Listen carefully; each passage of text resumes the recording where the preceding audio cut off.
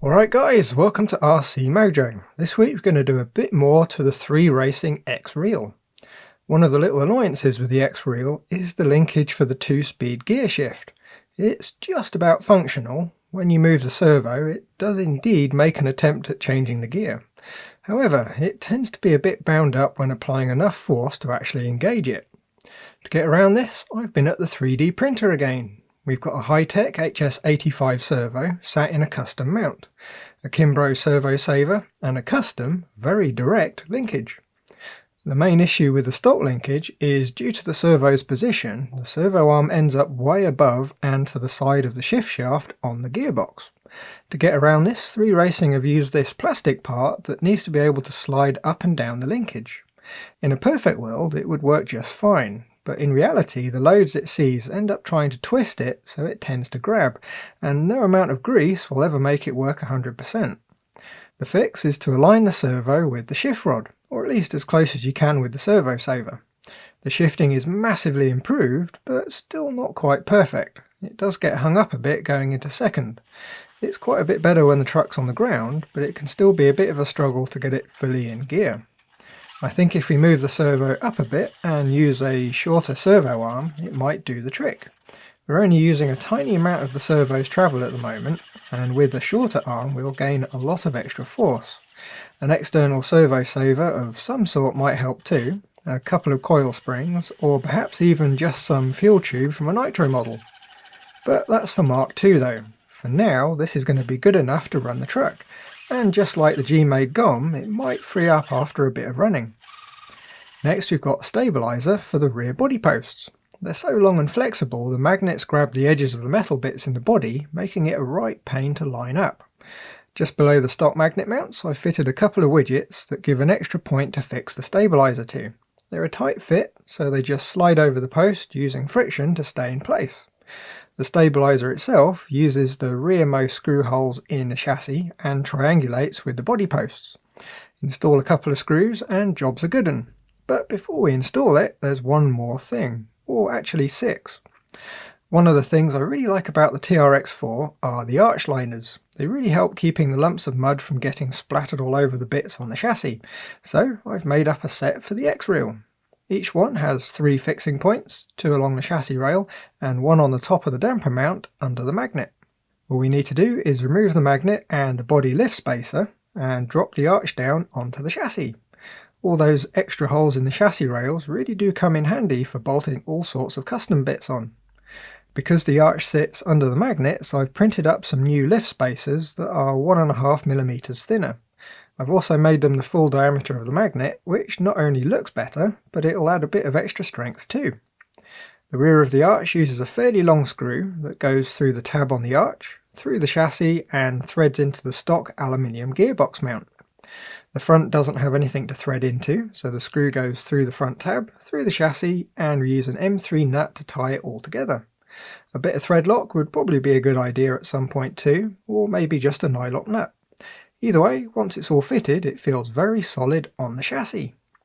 The rear arch is pretty much the same. We need to remove the body posts and spacers just like the front, but this time, due to a lump sticking out of the stock radio box, we'll have to remove it. It's just 2 screws that go down into the cross member, but if you really wanted to use the box, it would be easy enough to modify it for clearance. But we've already replaced it with the mid-mounted radio, and besides I've already got a plan for that space on the rear of the chassis. The arch now just drops down onto the damper mount and the body posts can be refitted, and just like the front they're going to need a slightly thinner lift spacer. This time I've made up some conical ones that should beef it all up quite nicely. Now all we do is fit a couple of screws and nuts through the 2 tabs on the arch, through the chassis, and pop a nut on the back. Nip them up, and just like the front we've got a nice solid wheel arch. The wheels can go back on now since we don't need access to the chassis anymore, but we can now see that there's a rather big gap between the front and the rear arch. So next we'll fit the panel that fills the gap. It just uses 6 countersunk screws to fit. It runs flush with the bottom of the chassis rail and should stop pretty much everything except water getting up onto the chassis. It remains to be seen if we need another mounting point in the centre of the chassis though. It does feel pretty solid as it is, so we might just get away with it. There's a bit of a flange on the inside that comes up against the screw heads that run along the chassis. That might just be enough to keep it straight when it gets bumped from below.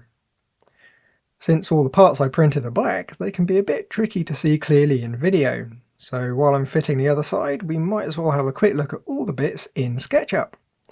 I've tried to design all the parts so they need as little support structure to print as possible. The front arch needs a bit of support on the top of the curve that surrounds the top of the damper, and a bit under the mount for the floor. The box that leaves a bit of space for the headlight cluster is angled, so most printers should be able to print it straight out. The floor section is really simple. It's got a thin skin with a cross pattern to add a bit of rigidity. You could use some 2mm plastic sheet just as well, but when you've got a 3D printer, it's always tempting just to get the printer to do it. If nothing else, it does make getting the screw holes perfectly lined up really easy. The rear arch is almost the same as the front, just a slightly different shape to take into account the different shape of the chassis and the screw holes. The main change is the flange on the back that blocks the gap between the rear of the arch and the rear bumper. It should help keep the rear lights nice and clean, as on most trucks they end up getting caked in mud very quickly. Back to the real chassis now, and we've got all the arch bits fitted. It really does make it look like a different truck. The only minor difference on the right hand side is rather than use a nut on the front screw on the rear arch, the screw threads directly into the antenna mount.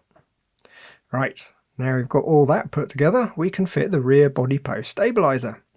It fits over the rear end of the chassis and uses the two end holes that usually hold the rear brace on. We use a couple of slightly longer screws and thread them in, for now just loosely so we can hinge the stabiliser into position. The top lines up with the mounts we spoke about earlier, and a pair of very long screws go in to tie it all together. I'm not entirely happy with the top mounting yet. It'll work okay, but the lugs on the top mounts are a little bit on the thin side, but they'll get beefed up before the files go up on Thingiverse. When it's all put together, the rear mounts are now absolutely solid.